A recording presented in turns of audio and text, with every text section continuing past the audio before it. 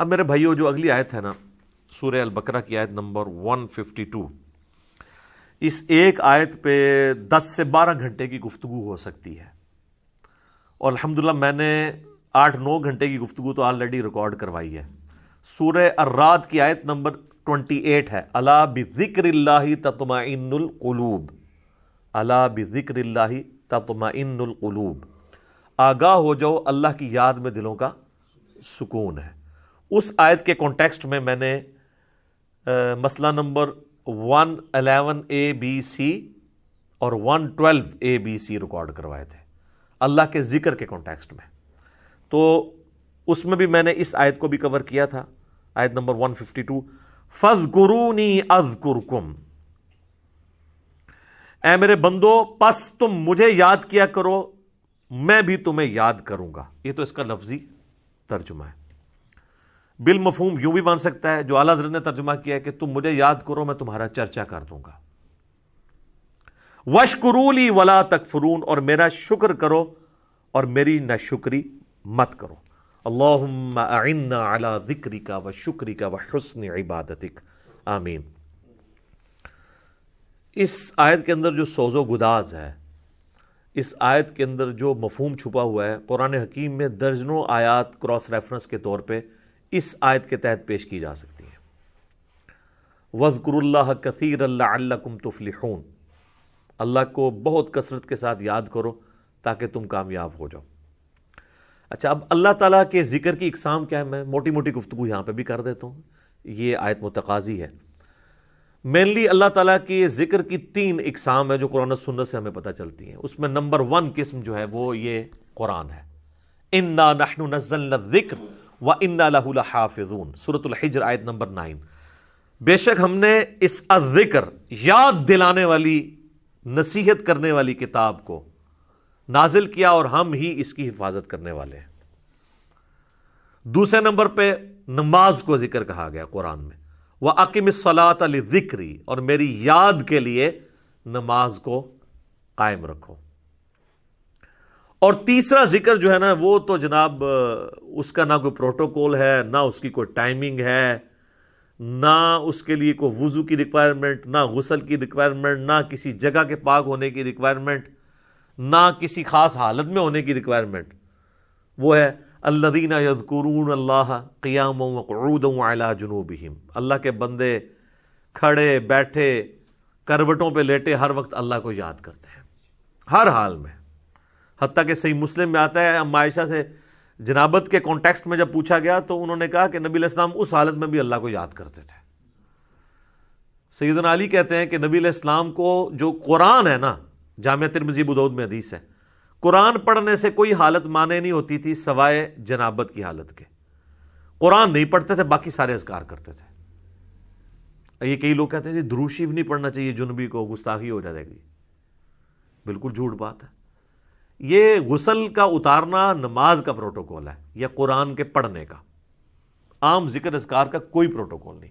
Even فقہ حنفی کی جو کتابیں آپ اٹھائیں گے نا، اردو میں بریلوی اپنی خود کتاب اٹھا کے دیکھ لیں بہار شریعت، اس میں بھی یہ لکھا ہوا ہے کہ جی درود شریف ہو، دعائیں ہوں، سنت اذکار ہوں، ایون قرآن کی وہ آیات بھی انہوں نے لکھا ہے کہ جو آیات ایسے ذکر ہیں یا آیات کے ٹکڑے جو ایسے ذکر ہیں وہ بھی جنبی کر سکتا ہے، سبحان اللہ جیسے ہے۔ اب یہ قرآن کی آیت کا حصہ بھی ہے اور ذکر بھی ہے، تو آپ کر سکتے ہیں۔ انا للہ و انا الیہ راجعون، یہ آگے آیت آ جائے گی، یہ آیت بھی ہے اور ایسے دعا بھی ہے۔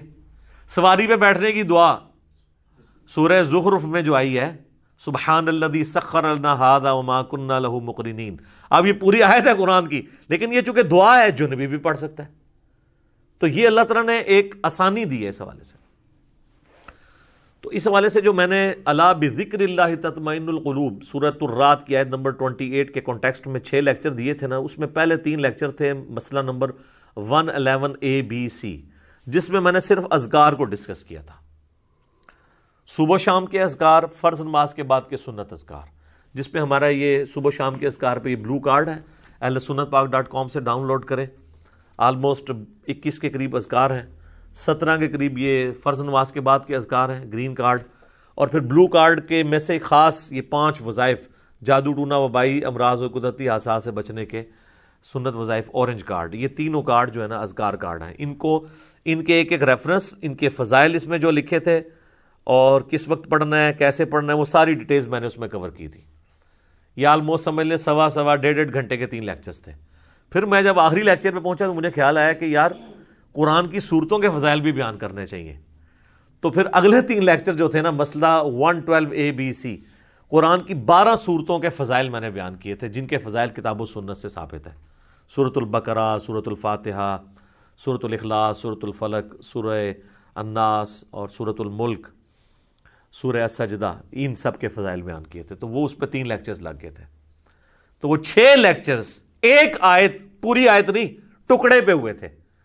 یہ آیت کا ٹکڑا ہے، اور یہ آیت ہم نے ہر اذکار کارڈ کے اوپر لکھی ہوئی ہے، الا بذکر اللہ تطمئن القلوب.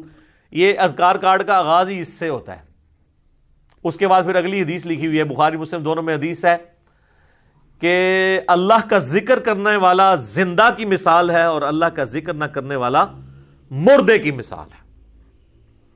اور پھر اس کے آگے بخاری کی ایک اور روایت ہے، تعلیقاً بخاری میں ہے، سنن ابن ماجہ کے حوالے سے لکھی ہے، پوری وہ سند اس کی ابن ماجہ میں ہے کہ میں اپنے بندے کے ساتھ ہوتا ہوں جس وقت وہ میرا ذکر کرتا ہے، اور ذکر کی وجہ سے اس کے ہونٹ ہل رہے ہوتے ہیں، اس وقت میں اس کے ساتھ ہوتا ہوں. اسی حدیث کے تحت میرا یہ پوائنٹ آف ویو ہے کہ جو زبان کا ذکر ہے وہ دل کے ذکر سے افضل ہے. دل میں بھی ذکر آپ کر سکتے ہیں، لیکن زبان کا ذکر اس لیے افضل ہے کہ اس میں زبان بھی انوالو ہے اور دل بھی. اور ویسے ہماری جتنی عبادات ہیں وہ ہے ہی زبان سے ہیں، آپ دل سے کریں تو ہوتی ہی نہیں ہے. اگر کوئی شخص اپنے دل میں نماز پڑھے اس کی نماز نہیں ہوگی. اگر کوئی شخص دل میں تکبیر پھیرے جانور حرام ہو جائے گا. دل میں طلاق دینے سے بھی نہیں ہوتی. اچھا کتنے لوگ رابطہ کرتے ہیں جی، بیوی پہ غصہ آتا ہے بعض کا تو دل میں نہ کتنی دفعہ اس کو طلاق دی ہے، زبان پہ نہیں لائی ہے، تو کوئی فرق نہیں. دل ہے کرو جتنی مرضی گالا بھی کاٹ لو. تو بال برے خیال نہیں دل میں لانا چاہیے. زبان سے جب تک آپ نہ کہیں اور آپ کے اپنے کان سن نہ لیں، یا آپ لکھ نہ دیں، لکھنے سے بھی طلاق ہو جائے گی. کئی لوگ یہ بھی پوچھ رہے ہوتے ہیں ٹیکسٹ میسج کیا، بس وہ میسج جب آپ نے لکھ دیا نا، وہ میسج آگے گیا یا نہیں گیا، طلاق ہو گئی. خط پہ طلاق لکھ دی، طلاق پہنچی یا نہ پہنچی تو وہ آپ کی طلاق ہوگی. وہ کہتے ہیں جی وہ بھیجی سی رستے جو ڈاکیے کو لے لیجیے، ڈاکیے سے لیں جو وہ تیر تو چل چکا تھا اسی وقت. ہوا یہ کہ فقہ حنفی میں ایک مسئلہ ہے کہ اگر کوئی شخص خط میں یوں لکھے نا کہ جیسے ہی یہ میرا خط تجھے ملے تو متعلقہ ہے، ایڈی وڈی کہانی ایک کون لکھتا ہوئے گا. تو اب یہ ٹیکنیکلی سپیکنگ تو ٹھیک ہے کہ اگر خط نہ ملا تو طلاق نہیں ہوگی. اس مسئلے کی لوگوں نے پلی لی تو وہ راستے میں ڈاکیوں کو روک لیتے ہیں، گھر تک نہیں جانے دیتے. یا ایون ڈاک آ بھی ہے نا، وہ کہتے ہیں جی اسی لے لی سی، کڑی نو نہیں دسی اسی. تو اس میں یہ تو نہیں لکھا ہوتا، اس میں تو لکھا ہوتا میں تمہیں طلاق دیتا ہوں. واٹس ایپ میسج کیا، لکھ دیا، کچھ بھی کیا، طلاق ہو گئی. زبان کی اتنی اسلام میں اہمیت ہے، چاہے وہ اذکار کے اعتبار سے ہو یا باقی شریعت کو ایگزیکیوٹ کرنے کے اعتبار سے، اس کا تعلق زبان کے ساتھ ہے. باقی آپ دل میں بھی اللہ کا ذکر کریں. سر وہ بڑی پرسوز حدیث ہے بخاری اور مسلم کی. نبی علیہ السلام نے فرمایا کہ اللہ تعالیٰ فرماتا ہے، یعنی حدیث قدسی ہے، فرمان اللہ کا ہے نبی علیہ السلام کی زبانی، کہ اللہ تعالیٰ فرماتا ہے کہ میں اپنے بندے کے گمان کے قریب ہوں جیسا وہ میرے بارے میں گمان کرے. یعنی اگر وہ میرے بارے میں اچھا گمان رکھتا ہے نا تو میں اس کے ساتھ اچھائی کے ساتھ پیش آؤں گا، اور اگر میرے بارے میں برا گمان رکھتا ہے تو میں پھر اس کے ساتھ اسی اعتبار سے پیش آؤں گا. اس کا یہ مطلب نہیں کہ آپ اللہ سے بغاوت کریں، مرضی اپنی کی زندگی گزاریں کہ جی میرا گمان بڑا اچھا ہے. آپ کا کوئی اچھا گمان نہیں ہے. آپ اگر اللہ کے جاننے والے ہو نا تو جناب اللہ بڑا ڈاڈا ہے. مرنے سے پہلے ہے مسلمان کر لے اس پہ غور. قرآن کا خدا اور ہے اور بابوں کا خدا اور. قرآن کا جہاں اور ہے، بابوں کا جہاں اور. منوس آدمی ہو ٹھیک ہے، وہ یہ جہاں ہی ہو رہا ہے بھائی. اچھا تو بخاری مسلم کے الفاظ ہیں کہ میں بندے کے گمان کے قریب ہوں جیسا مجھ سے گمان کرے. اسی تو میں اکثر آپ لوگوں کو کہتا ہوں کہ آپ اللہ سے دعا کریں اللہ ہمیں بغیر حساب و کتاب کے جنت میں داخل فرما. آمین ثم آمین. بس یہ گمان رکھیں اے اللہ میں اس قابل نہیں ہوں. کوشش رکھیں گمان اچھا رکھیں. اچھا پھر بخاری مسلم کی اس حدیث کے آگے الفاظ ہیں کہ جب میرا بندہ مجھے دل میں یاد کرتا ہے نا، میں اسے دل میں یاد کرتا ہوں، اور جب وہ کسی مجلس میں اوپنلی مجھے یاد کرتا ہے تو میں اس سے بہتر مجلس فرشتوں کی مجلس میں اسے یاد کرتا ہوں۔ سبحان اللہ۔ پھر آگے الفاظ ہیں، جب میرا بندہ میری طرف ایک بالشت بڑھتا ہے میں اس کی طرف ایک ہاتھ بڑھتا ہوں، اور جو میری طرف ایک ہاتھ بڑھتا ہے میں اس کی طرف دو ہاتھ بڑھتا ہوں، اگر وہ میری طرف چل کے آتا ہے میں اس کی طرف دوڑ کے آتا ہوں۔ ٹھیک ہے، تو یہ اللہ تبارک و تعالیٰ نے پروٹوکول انسان کو دیا۔ اور مسلم شریف میں آگے الفاظ ہیں کہ پھر وہ میری بارگاہ میں اگر اس حال میں پیش ہوا کہ اس نے میرے ساتھ کسی کو شریک نہ ٹھہرایا ہوا تو میں اس قدر مغفرت کے ساتھ اس کے ساتھ ملاقات کروں گا۔ بڑی بات ہے۔ اور ترمذی میں الفاظ ہیں کہ اگر میرا بندہ زمین و آسمان گناہوں سے بھر دے، سر اس سے زیادہ کوئی نہیں کر سکتا نا گناہ، اور اس نے شرک نہ کیا ہوا نا، تو میں اس کے ساتھ مغفرت کے ساتھ پیش آؤں گا۔ اچھا، اس سے بعض لوگ یہ سمجھتے ہیں بس شرک نہ کرو اور جو مرضی کرو۔ سر نماز چھوڑنا بھی شرک ہے۔ نماز چھوڑنا کس کی پیروی اور عبادت ہے؟ شیطان کی۔ تو شرک کر دیا آپ نے۔ ڈاکٹر سراج صاحب ایک جملہ بولا کرتے تھے، میں کہتا ہوں نہیں، وہ گولڈن کوٹ ہے ان کا۔ وہ کہتے تھے دنیا کا ہر خیر توحید کے شجرہ مبارکہ کی شاخ ہے، اور دنیا کا ہر گناہ شرک کے شجرہ خبیثہ کی شاخ ہے۔ یہ کیوں آیا قرآن میں؟ افرائیت من اتخذ الہہ ہوا، اے نبی اس شخص کو دیکھا جس نے اپنی خواہش نفس کو اپنا خدا بنا لیا۔ جو بندہ فجر کے وقت اپنی نیند چھوڑ کے اٹھتا نہیں ہے نا، اس نے نیند کو اپنا خدا بنا لیا، گویا کہ وہ اس درجے میں شرک میں مبتلا ہو گیا۔ اسی تو ابراہیم علیہ السلام کو کہا گیا ہے وَمَا كَانَ مِنَ الْمُشْرِكِينَ۔ ایک کہنے بڑی چھوٹی گل ہے، اسی بھی سارے دعویٰ کرنے ہیں جی مَا كَانَ مِنَ الْمُشْرِكِينَ میں ہم بھی ہیں۔ نہ جناب، ابراہیم علیہ السلام ایسے پکے مواحد تھے کہ اگر بیٹی کی قربانی کی باری آئی تو اس کو ذبح کرنے کے لیے تیار ہو گئے، بچے کو بیابان میں چھوڑنے کی باری آئی ادھر تیار ہو گئے، یعنی انہوں نے کہیں پہ اپنی مرضی رکھی نہیں ہے۔ اس لیے اللہ نے ان کو کہا کہ وَمَا كَانَ مِنَ الْمُشْرِكِينَ، ورنہ سے اللہ فضل لکھاں دے تو انہوں اتنے بھی مواحد مل جان گے، پر ابراہیم والا مواحد نہیں ملے گا۔ جو وَمَا كَانَ مِنَ الْمُشْرِكِينَ کی ڈگری ہے وہ یہ ہے کہ انہوں نے کسی معاملے میں نفس کو آگے نہیں رکھا۔ تو سر یہ آپ کو کروڑوں میں بھی ایک ملنا مشکل ہو جائے گا۔ تو اس بندے کے لیے تو واقعی پھر کیا ہی بات ہے اس کی، جو اس لیول کا موحد ہو جائے۔ وَمَا كَانَ مِنَ الْمُشْرِكِينَ، وہ تو جناب مسند احمد میں حدیث ہے، مشکات میں بھی آئی ہے، جس نے دکھلاوے کے لیے نماز پڑھی اس نے شرک کیا، جس نے دکھلاوے کے لیے روزہ رکھا اس نے شرک کیا، جس نے دکھلاوے کے لیے صدقہ کیا اس نے بھی شرک کیا۔ حالانکہ جو نماز پڑھ رہا ہوتا ہے وہ اس بندے کی عبادت نہیں کر رہا ہوتا جس کو وہ دکھانا چاہ رہا ہوتا ہے۔ ابن ماجہ میں تو یہاں تک حدیث ہے کہ اگر کسی نے اپنا سجدہ یا نماز لمبی کر دی نا اس خیال سے کہ اسے کوئی دیکھ رہا ہے تو وہ بھی شرک میں چلی جائے گی، اور اللہ کہے گا یہ اسی کے لیے پڑھی ہے۔ اچھا، اللہ کتنا ڈاڈا ہے۔ حالانکہ اللہ سے آپ ڈیبیٹ تو کر سکتے ہیں کہ اللہ اس کے لیے کیسے پڑھی ہے، سجدہ تجھے کیا، اسے تو میں اپنی طرح کا انسان مانتا ہوں، معبود تجھے مانتا ہوں، مجھے کدھر اس کے کھاتے میں ڈال دیا ہے۔